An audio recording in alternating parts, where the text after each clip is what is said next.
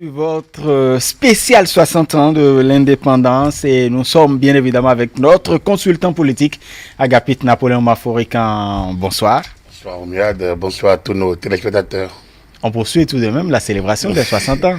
Oui, on poursuit pas dans l'euphorie de l'indépendance, mais dans les réflexions, notre manière d'apporter notre pierre à l'édification voilà. de la nouvelle société. Voilà. Tout à fait. Vous parlez d'euphorie. Le chef de l'État a quand même publié encore un message aujourd'hui après son discours du 31 juillet. Il parle, il nous demande, il convie donc le peuple béninois à sortir définitivement de l'euphorie des indépendances. Pourquoi cette insistance du chef de l'État? Oui, vous savez, au cas où certains n'auraient pas bien compris le contenu du message, je pense que le poste présidentiel vient de montrer vraiment la ligne. Pour ceux qui savent décrypter déjà, en écoutant le discours, et nous l'avions dit, le chef de l'État a montré déjà que l'enjeu aujourd'hui, ce n'est pas le passé, ce n'est pas de regarder à qui a réclamé, qui a octroyé, qui a lutté, qui a reçu, qui a fait quoi de l'indépendance. Ces moments sont terminés. On a déjà connu nos errements, on a d'abord nos joies, nos illusions, nos désillusions, nos errements. On a connu plusieurs étapes de remise en cause, on a connu plusieurs moments de réflexion et on n'a pas encore atteint le seuil attendu du développement. On continue de se chercher.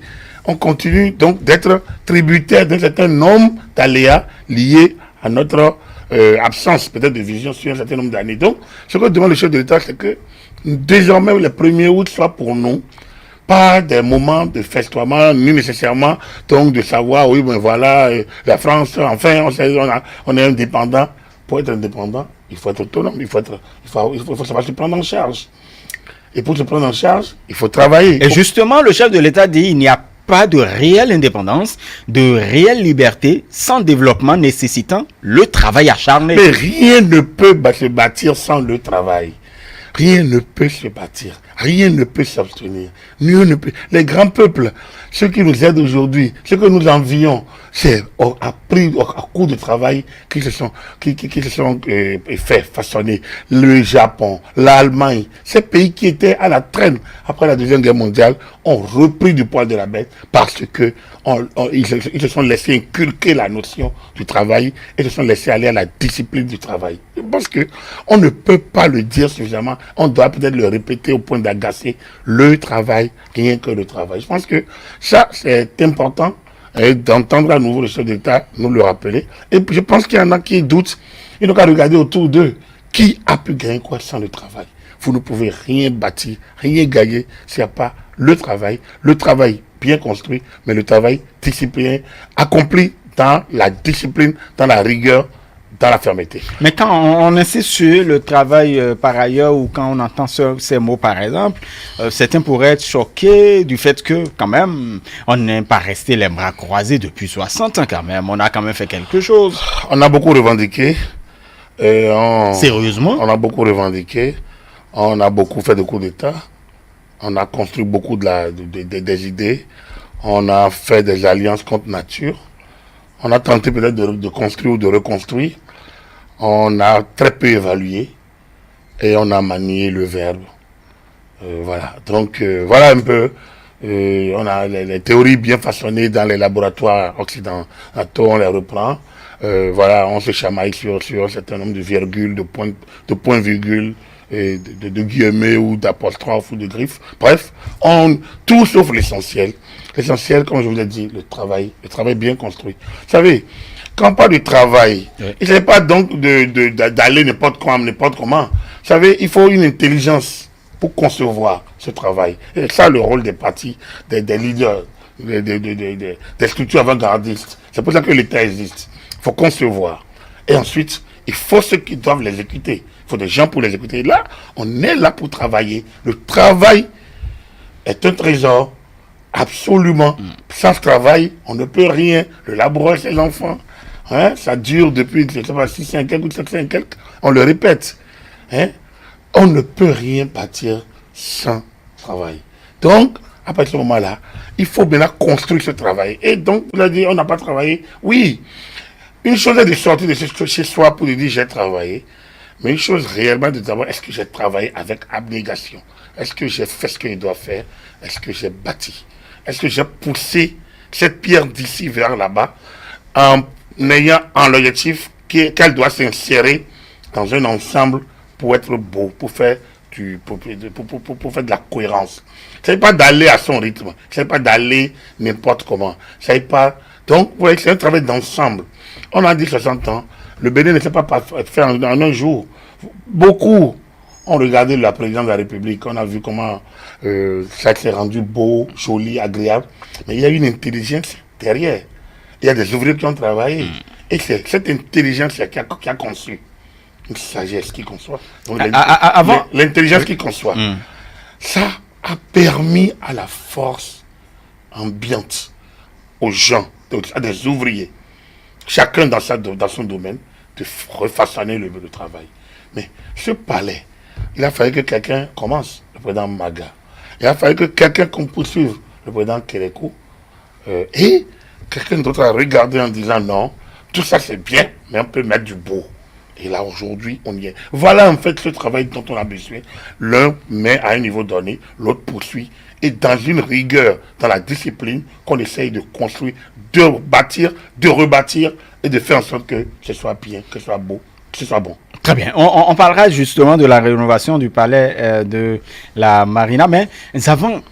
Qu'est-ce qui est fait depuis 4 ans pour que véritablement nous sortions de l'euphorie des indépendances? Parce qu'on pourrait se poser la question. On va parler de 4 ans. Il faut demander peut-être qu'est-ce qui est fait depuis lors pour que nous sortions de l'euphorie des indépendances.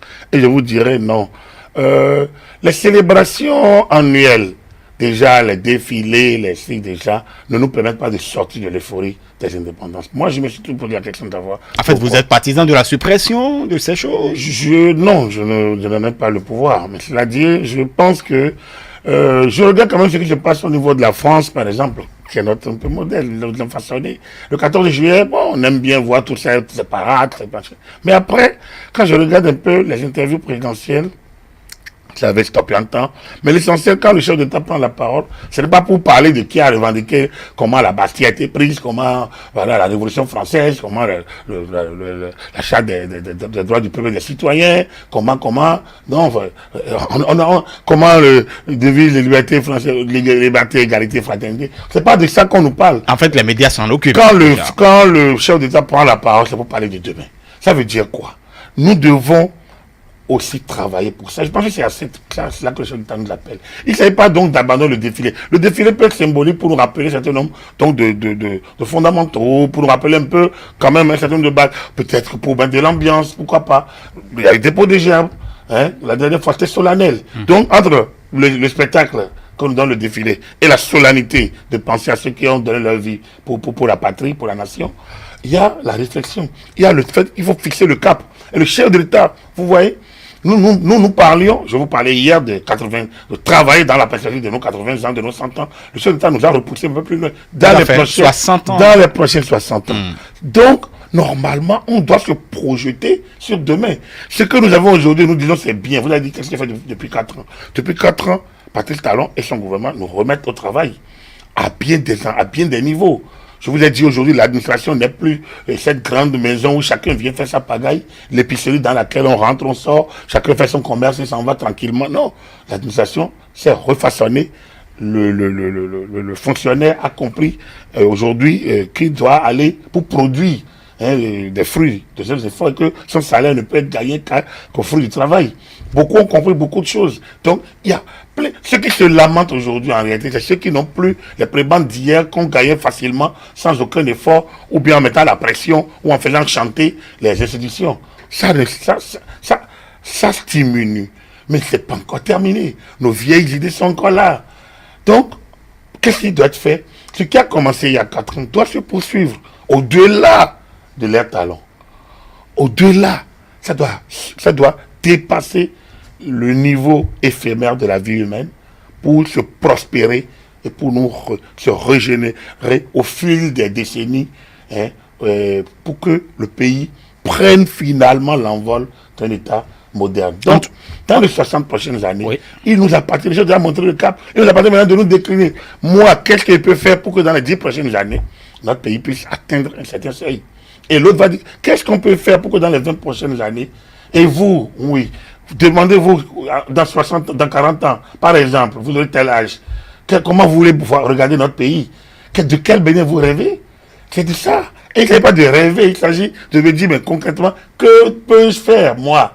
Que dois-je faire, finalement, pour que je dis, voilà, moi, j'ai contribué à ça. En tout cas, je puis, Agapit Napoléon Mafolkan, je puis vous rassurer de ce que c'est un rêve, par exemple, que le Bénin puisse avoir un hôpital de référence, que devant le palais de la Marina, qu'il n'y ait pas un hôpital qui sait de Mourois, par exemple, au lieu de rénover le palais de la République. D'aucuns pensent que la priorité, c'est d'abord d'équiper le CNHU. Vicente Bokol l'a dit, par exemple. C'est dommage que cela vienne d'elle. C'est une dame que j'apprécie beaucoup. Bon, c'est quand même dommage parce qu'elle est professeure, elle travaille au CNHU, elle a été ministre, elle a assumé des autres responsabilités.